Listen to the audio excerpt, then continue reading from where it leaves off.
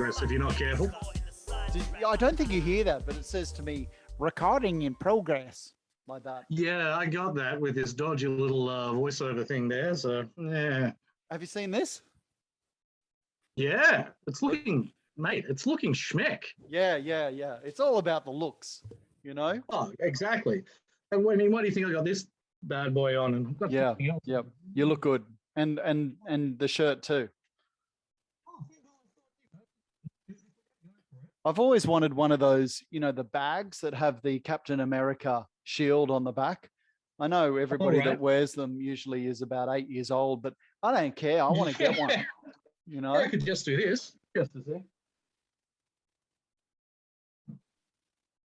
Dun dun dun. I bet you turn your shirt around. Is that what it's gonna be? Oh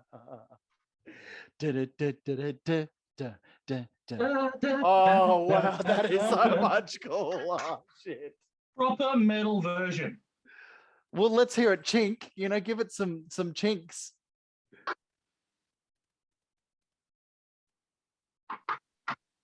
Yeah, nice. Yeah. Hold by actually no. I was holding this, and I've got the Mjolnir hammer as well. And when I was lucky enough to get a picture with Chris Hemsworth, I was holding that shield, and he was holding my hammer, so to speak. Just when I thought Lee or the unit, sorry, couldn't get cooler, you go ahead and pull out. Like I thought a backpack was cool, but not as cool as actually a sword. You know me, I'm shield. not above one-upping. Yeah, you certainly did. I was toying with the idea. I've got numerous sort of toys lying around. Should I pull them out for this? Yeah. But wait, do you have any Moon Knight toys? Unfortunately, no. And how long have you known about Moon Knight for? Well, it's funny you ask. I swear to God, people, this was unscripted. I was actually thinking about that just before, and it was in the, it was it 1989. Marvel did one of their, all series spanning story arcs called Atlantis Attacks. And it's back when they used to do it through their yearly, the annuals for each title. And it was in The Punisher that I first saw Moon Knight. And I really didn't know much about him. What year was this again? What year was 1989. This? Wow. Okay. Yeah. So, that's going back a heck of a way. And you bought these Punisher comics, right? Yeah, so basically, across the board, Silver Surfer, Punisher, Fantastic Four, X-Men, that year, and the annual for each one, it was the Atlantis Attacks story arc. Unfortunately, I didn't really have access to comic stores. It was just, the local news agency. So, there was a few that I missed, but it just, he was this guy, Moon Knight, he only really sort of, operates in the evening, but he wears an outfit that's completely white. Yeah. And I thought that's an interesting, especially, when you used to the other sort of nocturnal characters like Batman and such, always going for the darker color scheme. But how's my mic here? Is this mic okay? Can you hear us okay? Yeah, certainly. If I turn it up like that, that's a bit better. Yeah. Okay. And me? I'm coming through? Yeah, you're coming through. Perfect. Yep. Sorry, I interrupted you. Yeah. I was enjoying this. So no. You've known about Moon Knight for a while. Admittedly, I first heard about Moon Knight, like most people, dare I say, when Disney made this season, but fuck, it's cool, Yeah. It is cool. Dude, I've been loving it. Yeah. And I just watched episode 5. And that was the most superhero series episode I have ever seen in any superhero / Star Wars / anything. Yeah. It was just a psychic head fuck. Yeah. That's what it was. So, I mean, it was strange because we talked before this episode, and Yeah. we're like, oh, let's do a Moon Knight podcast.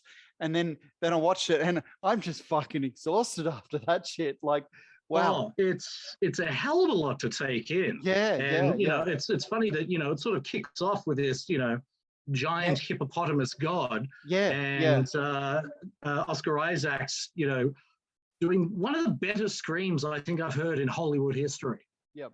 And they're just two in stereo because there's two of them. Oh, sorry, spoiler alert. But we mentioned episode 5 before, so it's on your own head. Yeah. And, I'll just put up both something screaming. that says spoilers and all that. Like that's a given. Yeah. No spoilers here, mate. No spoilers here. Yeah. But, and so especially bouncing back between visions of his past and coming back to Ethan Hawke as the Doctor there, or not the Doctor. And it's just there's elements there of One Flew Over the Cuckoo's Nest and a bit of Jacob's Ladder in there as well, and a bit of what's that M. Shyamalan or whatever, the Unbroken kind of like more than one personality that takes over the body, kind of exactly. And when that personality takes over the body, he's got those skills. I know you got Mark and Stephen, and Stephen did have his Mark skills on the boat there and stuff, but generally he's just this timid little fucking useless guy. Well, I mean, he's a little bookworm that works in a museum. Yeah. And I mean, he's happy with that lot there, and as anyone should be, but not really that the epitome of mercenary fighting ability that Mark is. But it's they get into some fairly heady material. No pun intended. Yeah. I missed the pun. What's the pun? Heavy as in heady. Heady. Did you say heavy or heady? Yeah. Okay. Quick cameo by the cat. What's different with Moon Knight from what we've seen before? I know we kind of touched on a little bit. I what brought my attention and what I thought was so different is the first kind of superhero or first Disney that brings together. I like how you've got the Egypt culture, but not just Egypt. It's Middle East. It's that time period. It's Macedonia. It's Alexander the Great, and we haven't had that, right? Not too many superhero or sort of comic story arcs. A little bit Eternals-ish, but Eternals was older than that. But this focused there and stayed there in the Middle East, pretty much. I mean, you don't often hear of the Ptolemaic dynasty, being brought up in a comic series, or the genocide, the Armenian genocide, it's I actually have a friend who I used to work with for a lot of years who's Armenian, and so I was probably a bit more familiar than the lay person with it.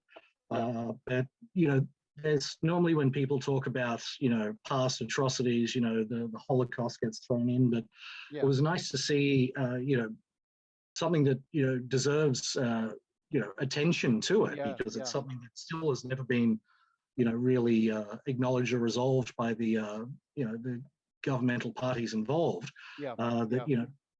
In some way gets into the public eye. But throwing in Alexander and briefly mentioning Ptolemy and that sort of thing, I was loving it. When the writing was in Macedonian, and talked about how he loved an Egyptian history, and it turned out he was what's it called when the gods use your body, a portal. Oh, he was an avatar. Yeah, exactly. Yeah, avatar. Yeah. How cool! Seriously, how cool was that? And it's nice. I've always been a big. After you, you've always been a big fan of. I've been a big fan of too. Well, that's the old Bruce Campbell movie Bubba Hotep, but we'll get into that later. But a big fan of any work of fiction that actually brings in historical events and Yeah. people and locations. Yeah. Yeah. It's when they can tie it all in like that. To me, it just opens everything up so much. Mm. And it was the first time I, for some reason, watching it as a, almost 45-year-old Aussie, I was thinking, my God, if you were a 16-year-old kid in Egypt or Sudan or Macedonia or Yeah. the Middle East, and you watch this, or Jewish little 16, you don't even see, Jewish cultures in Hollywood everywhere, but definitely not as much in superheroes. Well, it's more behind the screen than in front of the camera. True. I can't think of so forefront Jewish culture and the little hats. I don't even know what they're called. In yarmulke in superhero oh, exactly. culture. Yeah. And I just thought, fuck, you'd be fucking proud. You'd be like, oh yeah, this is our fucking superhero Moon Knight. Like, oh yeah, it's ass. It's fucking ass. And oh, it was great. It really was fun. It's not even over. How many episodes are there? One more left. Oh, fuck. That sucks. Yeah, they've gone, funny enough that it started in England, they've gone with the English style of season length of the 6 episodes. So it's going to be interesting where they go to from this one. But yeah, you definitely, be it, talking about the Egyptian side of things, any of the sort of the Arab countries, Yeah, and even down into sort of Jewish representation. One of the big ones I remember was Kitty Pryde in the X-Men, the one that can walk through walls. She was probably the first Jewish character that I remember in the comics. But I also remember, like, when the first time I saw Captain Boomerang in DC. Yeah. Sure, he's a villain, but he's an Aussie. Yeah. And seeing him played by Jai Courtney in the Suicide Squad movie. So good. And he's hasn't had the best run with movies. I mean, hell, he was in Die Hard 5, which most people don't acknowledge, but he just went hell for leather in that. I thought it stopped at 3. Well, probably should, but you see him just going, hell for leather as this, drunken Aussie supervillain, and I'm like, yeah. Representation. And there's another big one coming out with Ms. Marvel coming out later this year, where I think she's a Pakistani Muslim character. Oh, nice. And it's even though you look at the comics, especially through the 40s, 50s, 60s, a lot of it was written and drawn by Jewish immigrants. But of course, the publishers, they wanted what sold, and what sold was the stereotypical clean-cut white characters and that sort of thing. So it's been it's been a long time coming, but now we're starting to see all this. And like you were saying, people just they see someone from their country or their religion or whatever being represented, and they love to look at the popularity of Black Panther. It was ridiculous. It just exploded. When things are long overdue and they finally hit, it's not something that can ever be sort of downplayed or what have you. It'll hit, and it'll hit deservingly hard. So Moon Knight.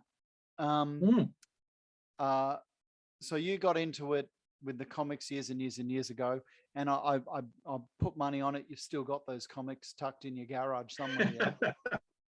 Oh, there's some boxes in a nice, safe, dry, cold place. So, I'm not really one to throw anything out. It's also why I don't like libraries. I don't like giving the stuff back. I was, and of course, as comics picked up in popularity, we get the graphic novels coming through where they're finally putting, all these story arcs together. And I remember getting, thick like that, the Atlantis Attacks. And getting to that bit with Moon Knight and indeed any of the ones that I actually had a copy of. And, you can almost smell the old print from the comics, and Yeah. Not even remembering where I was reading it. I started to have some smells come back to me, and you just transported, and it's a wonderful thing. Oh yeah, so cool. Here, look, I've got some pictures here just to show you. Nothing that Awesome. amazing. Can you see this? Yeah, certainly can. That's not what I was going to show. I was going to show this one. I'm sure if anything untoward pops up, we can always edit it out later. Is it this one? There you go. Here you go. Yeah. We've got some Moon Knight pictures there. Yeah, and comic. And you can sort of see there where there was that shot there with Oscar Isaac and the comic Moon Knight behind him, and of course very smooth material and all that. But I'm loving the look of Moon Knight in this, where it's you've got that that tactile look of the bandages and everything wrapped around him. Yeah, very and it's just mummy-like, isn't it? Because exactly, Egyptian culture was all about mummies. I know they right now. You say mummy now, you think of something in the Monster Squad. Yeah, but I remember that one. They were. It wasn't. It was what they did to the pharaohs. Well, yeah. It's like a lot of sort of these areas, especially in the monster movies, like the Hammer horror series and that sort of thing. What started off as a proper horror movie, with Boris Karloff and things like that. You get to the late 50s and into the 60s, and they started to sort of downplay it to get it towards the level for children or camp it up and that sort of thing. So when they started to have the pendulum swing back the other way to get it back into this is going to be a serious subject. It was great to see, and it gives us things like the look of this Moon Knight here, where it's there's both not much to it but so much to it at the same time. And I'll have to track down, but there's been one or two articles where they're going on about Egyptian hieroglyphs that are actually in the suit, and just sort of adding dimension after dimension to it. And then of course when we see Stephen sort of take over a bit, and we've got the actual suit. I was actually Moon Knight there, which here. Where was it? There you go. Yeah. There you go. Which of course is canon from the comics, and it's when you see it's done, and it's done by people that love the subject matter and what they do, it really comes to the fore. Where gone are the days where be it either a comic movie or a supernatural movie or what have you, it was never really considered serious. So they never got the budget for it, and so that way, even if the people making it were passionate about it, they didn't have the resources, or there might have been the resources, but no one really took it all that seriously. Yeah. And what you think of Ethan Hawke? Oh, I mean, nailing it as always. Yeah. I've loved seeing him go from the character that he plays for the most part to suddenly switching it into this psychiatrist. Yeah, that was cool. He's he just nails it as always. And it does look like they're all having a lot of fun with it as well. Yeah, which definitely. Adds much more to it as well. Can I hit play here? Let's just watch this. Oh, please do. Okay, ready? Can you see that? Oh, yeah.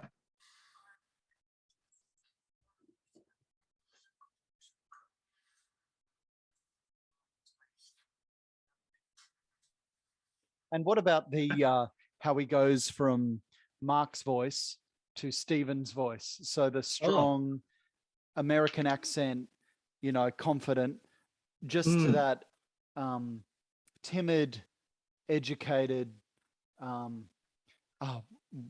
It's almost like a soft accent. Cockney. Yeah, it's almost like a soft Cockney accent, I'll need to look up the article, but he actually got a speech therapist. Definitely. To help him out with it. Yeah, definitely. And both you and I, we've spent time in the UK and we were both raised on UK shows, Yeah. you can really hear how much has gone into it. The meter of how he speaks. It's perfect for that accent. Absolutely nails it. Absolutely nails the accent. And it's got that flow to it, and all the way down to spelling Thursday with an F sort of thing. It's there you go, the 6-episode event. One more to go, Lee. Yeah. It's okay. I'm almost getting goosebumps there. I'm going to hit play. Ready? Oh, mate, go for it.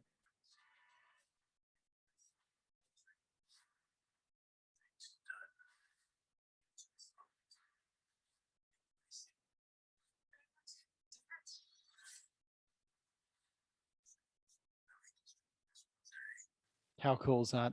How cool is that? Yeah. As I said, knew nothing about Moon Knight and just saw it on Disney, and just thought, got to get into this. And it seems that people love it. People have been really enjoying it. It's got really good reviews. I pulled this one up just now. Gives you exactly what you want, exactly when you want. Yeah. And they're striking such an interesting balance between the action and the psychological side. Well, there was no action tonight. Oh, there was no action in this second last episode. Nothing. Which is a hell of a thing to do for the second last episode. And for a full stop, for a full, whenever you watched a full season, or you watch an episode in a season and there's been no action. I actually can remember, I think it was the 3rd season of The Walking Dead. Remember the one? Right. Did you get into that, The Walking Dead? Yeah. Is it the one where they're on the farm? Exactly. But that was because they run out of money or something. New director had no money, so they just flogged it with heaps of dialogue. But it still worked because it was still good. Yeah. When you've got actors of that caliber, you've got writing of that quality. Can carry it. Yeah. And true fans, like we're in it for the, we're in it for the superheroes, but true fans will push through and watch the drama and the talking and this. Yeah. Anyway, so when you're invested in the character, whether or not they spend 45 minutes punching people, or they spend 45 minutes delving into the minutiae of their psyche. If it's done well, then you're on the edge of your seat no matter what. Yeah. And, bringing up The Walking Dead is a great example that, so many people, when they think comics, they think Superman or Iron Man, but Walking Dead was based on a comic series. Yeah. Yeah. And we've actually seen a rise. I still haven't watched the series yet. There's a great one called Why, The Last Man, where the premise is all in one hit, every single male mammal on the planet dies at the same time, except for Yorick and his helper monkey that he's training called Ampersand. Hang on, what's this got to do with The Walking Dead?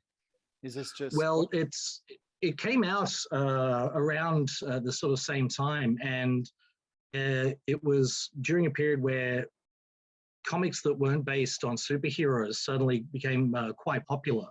So you had The Walking Dead, you had Why the Last Man, and you had Preacher as well. Yep. Which, no superheroes, even though that one had, supernatural element. And it was nice to see that, you could have success in that medium that didn't revolve around, someone from another planet. Mm-hmm. Yeah, look at this. So Moon Knight, American television mini-series, streamed on Disney, based on Marvel Comics, blah, blah, blah. Yeah. Premiered 30th March 2022.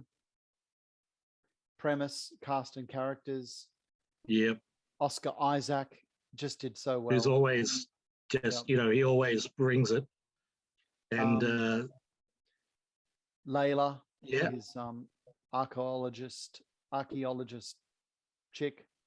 Yep. Ethan Hawke, Arthur Harrow, episodes. And from memory, it's F. Murray Abraham doing the voice of Khonshu. Oh, okay, yeah, that was great too. Yeah, and he's a so great low. actor. And he's got a very recognizable face as well. But he brings just a whole nother element to the whole thing. And at least I thought it was F. Murray. Who's this Antonia Salib as Tal? She was the hippopotamus god there in the last episode. Yeah, that was kind of cool, wasn't it? Oh yeah, I know it's a little bit strange watching this big hippopotamus with this beautiful voice. It was a bit weird. I mean, I'm not saying you can't be big and have a little squeaky voice. And the most famous is I'm Mike Tyson. Yes. Oh yeah. How fucking do you love me? Special. Yeah. I can't do Tyson. But it's a nice juxtaposition when you get, this giant hippo god and this nice, light little voice to go with it. Yeah. It's always good when they can nail that. There you go. So episode 5, number 6, to be announced, coming out soon. Yeah. Yeah. Next week. Can't wait for it. Can't wait. Yeah. Well, the thing is, it's in a lot of ways, the way that they've set the pace for the whole story arc in this, it feels like it's a much longer series. Not to say that they haven't done a lot in these 5 episodes, but with now just one left. Sorry to interrupt you, but look at this. No, I just saw percentage of positive reviews tracked by the website Rotten Tomatoes. So, I mean, fuck me, 95. The first one, 95. Yeah. Second one, a bee's dick off 95. Third one, a bit over 90. Next one, again, a bit over 90. In episode 5, stop me if I'm wrong, that is 100. Is that my eyes? That is no, I'm seeing it right on that top line. 100. That's amazing. I wouldn't have thought that. Look, I really thought there could have been a lot of people that didn't like that episode.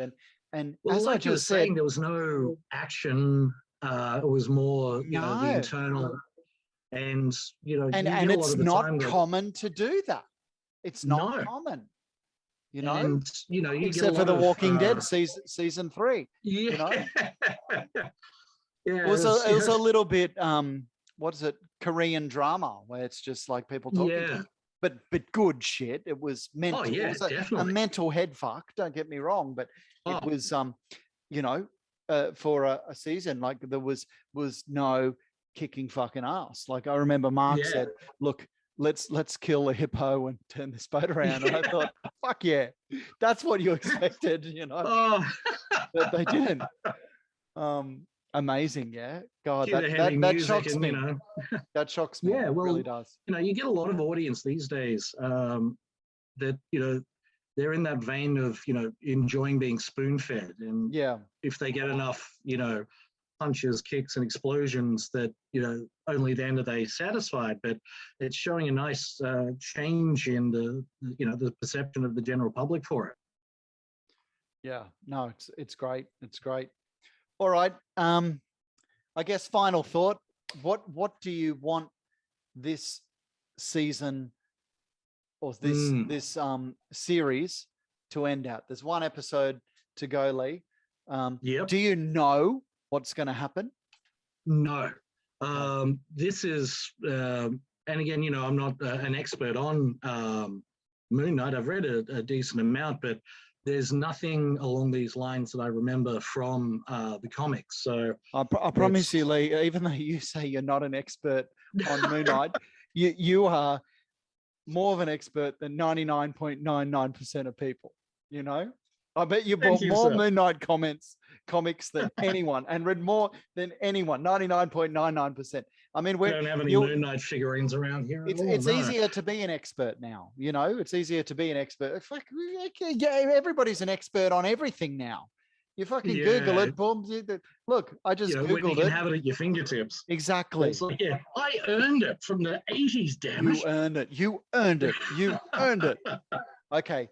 being an expert on Moon Knight, where do you think it'll go?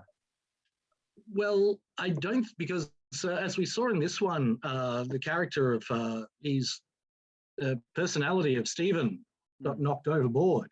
Yeah. And so is he dead? Is he dead? Is that it? So it would not surprise me if we do see a comeback, but again, I couldn't say definitively there that we will. I'm pretty sure that we will see Khonshu brought back out of his imprisonment. Yep. I think there might be,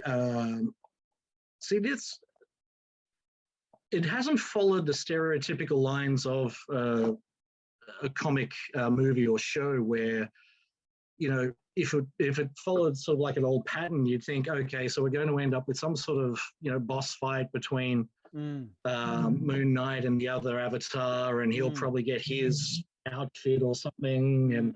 But with the way this has gone, it hasn't stuck to that sort of flow. So, while we might see some sort of, end battle, between Oscar Isaac and Ethan Hawke, I don't think that you can say with complete certainty that we will see that. So a lot of it's still up in the air.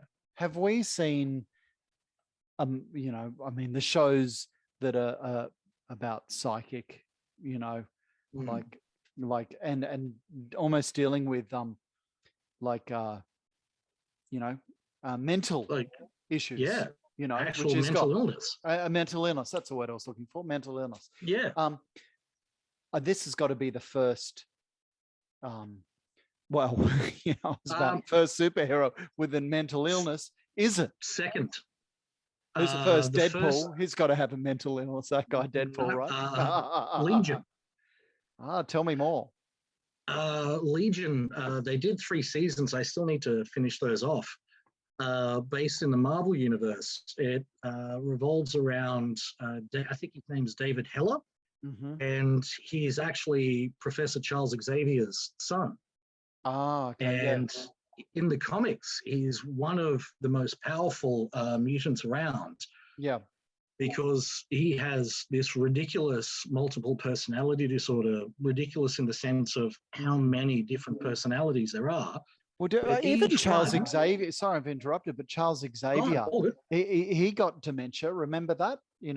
I guess that's not Logan. In Logan, yeah. And I was just, because I've had dementia in my life, and I was like blown away by that. I was like, holy shit, this has found its way into super fucking heroes, Exactly. But dementia isn't like, it's not a mental illness. Well, I guess it's a mental illness, but it is, but not like, say, schizophrenia or multiple personality disorder. Or whatever this Mark Steven guy has and living with. And yeah, wow. So interesting. So Charles Xavier's son, had and mental illness. Yeah, wow. Yeah, and for each different personality, they had a different mutant ability.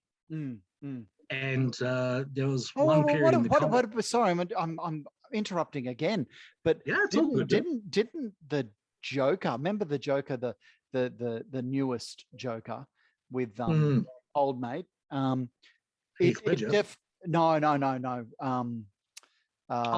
Jared Leto. Yes. No. The other one. Is Jared Leto with the? No, it wasn't Jared Leto had the teeth. Yeah, no, not him. Yeah. Not Heath Ledger, not Jared Leto. If you're talking about in the Batman, the Joker. No, not in the Batman. No. The psychotic Jack thriller. Nicholson? No, not way back. No. Yeah, sorry. Oh, of course. How can I? Phoenix, Joaquin Phoenix. Exactly. He had mental issues. Dancing around and just couldn't spit it out. Yeah. There you go. There's a super villain with mental issues. So it has been done before a bit, as you said. Charles Xavier's son and the Joker, Phoenix. He definitely had screw looses there. I've read that they actually wrote it specifically to show that he did have schizophrenia. Yeah. That you know, so it wasn't, in the past you'd see it a lot where it would just be, oh, they've got mental illness, Yep. and they never specified, or it was something made up for the time. Yep. But they actually, both the director and Joaquin went in specifically to show, yes, he had schizophrenia and of this nature, and that's how it went from there. But definitely, just like how we're hearing about mental illnesses, it's coming through, our televisions more, in our superheroes and our shows, and you hear about it more in your lives more. People talk about it more. It's okay to talk about it. It's okay to tell about it, because everybody's got a friend or family member that's gone through that. So it's kind of, it's good to see it in superheroes. There you go. That's all I was saying. It's good to see it. And it's one thing to to talk about things like mental illness in what they would call an Oscar bait movie, but for it to permeate as far as superhero movies and TV shows, it's next level. Showing, and it's showing thankfully how much it is becoming acceptable to talk about these things, because the worst thing that can happen with any form of mental illness is to have it be viewed as something that's needs to be kept quiet, or in the dark, and you mustn't talk about that, because that doesn't help anybody, and all it does is stigmatize something that people need to feel more open, not just talking about, but seeking help with. Yeah. All right, Lee, so wrapping it up, so Moon Knight, I mean, I agree. I mean, what do you want to do? Do you want to give it stars, or how do you want to kind of end a Topia? I'd give it 5 out of 5 booyahs. 5 out of 5 booyahs. Yeah, me too. That's 5 out of 5 booyahs. 5 booyahs. I like that. It covers the breadth. You'll get your action, you'll get your drama, you'll get your thriller. You'll get a remarkable pacing that never feels like it's rushing or dragging. I pretty much agree with the Rotten Tomatoes ratings that we saw earlier. And could you watch it again and again and again, and every time you'll see some imagery that's new. Like I said to you before, like there's YouTubers out there that they must have fucking 50 people that sit there and watch it and email in every detail. But just like how they show the silhouette of a shot in the water, and then you think you're looking at the real thing, and it pans up and you're not, and all the his weapon that pulls out and it's in the shape of the moon, and it's all these moon imageries that they've even had 50 people sit there and just take fucking notes on it. And I tell you what, they haven't got them all. They haven't got it all, because you never will. In years' time, they were like, we found this about this. We found that about this. Do you know what I mean? Like, it'll be like on the anniversary of, 50-year anniversary comes out. And, even though, like you're saying, everybody missed like 50 odd people going frame by frame on this stuff. And, we'll still find stuff in years to come. And I could definitely watch this over and over again. Oh my God. It's such a unique style, especially in this genre. And I think it's a great sign of things to come, where they can explore more than just, flying, lasers and punching, where you can show these issues. I've always felt that science fiction as a genre, be it movies, TV, literature, what have you, because it puts itself into scenarios that we literally can't be in, it helps to highlight aspects of human nature and humanity to show them in even more stark relief than you could in other genres. Yeah. And we're getting it now in the superhero genre, and that's just fantastic. Yeah. It is in one word, which is not one word, but let me sum it up in one word: life-changing. That it is. Bye, booyahs. See you, Lee. Bye, booyahs. Catch you. Bye, booyahs. See you, cuz. Bye. Bye.